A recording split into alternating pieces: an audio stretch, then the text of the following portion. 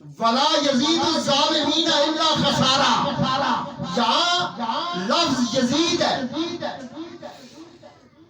اور یہ قرآن اس وقت نہیں اترا جب یزید کربلا میں تھا. غور کرو ذرا میری بات کو، یہ قرآن بہت پرانا قرآن ہے. اسی لیے حضرت سیدنا ابو طالب علیہ السلام خطبے کے شروع میں پڑھ رہے ہیں الحمدللہ رب العالمین، بولو سبحان اللہ. بھائی صاحب یہ آپ کو کیا پتا ہے کہ نبی کا گھرانہ کیسا تھا؟ آپ کو آپ کے لیڈران، ان کے اسٹیٹس، ان کے رہن سہن کا پتا ہے، تو آپ کو یہ کیسے پتا چل گیا کہ مصطفیٰ کا گھر کیسا تھا؟ مصطفیٰ کے گھر کے تو نوکروں کی یہ عزت تھی کہ سلمان فارسی داڑھی سے ماری دیتے ہیں، ان کے در کے نوکروں کی یہ شان ہے، بلال اذان میں دے تو صبح نہیں ہوتی. سبحان اللہ.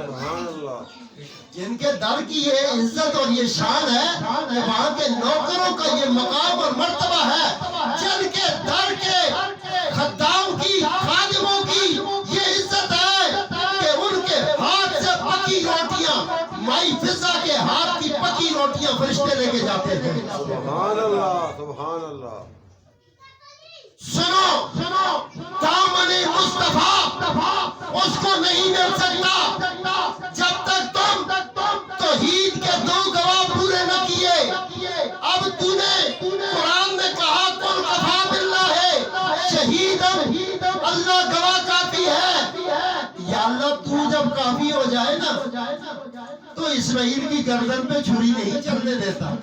جب تو کافی ہو جائے تو ابراہیم کو جلنے نہیں دیتا. تو کافی ہو جائے تو موسیٰ کو ڈوبنے نہیں دیتا. تو کافی ہو جائے تو یوسف کو کنویں میں مرنے نہیں دیتا.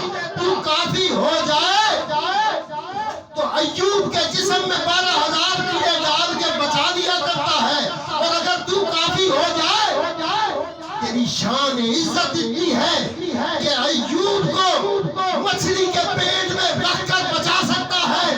مگر تو کافی تھا تو کربلا میں حسین آیا، اپنے بچے لے کے آیا، پورا خاندان لے کے آیا. سب کچھ تو نے دیکھا، شمر کا ظلم بھی دیکھا، یزید کی یزیدیت دیکھی، ابن زیاد کی بدماشیاں دیکھی، پر تو نے حسین کو بچایا نہیں. اللہ نے کہا اے امت رسول، میں نبی تو بچا سکتا ہوں، حسین کو میں نے اس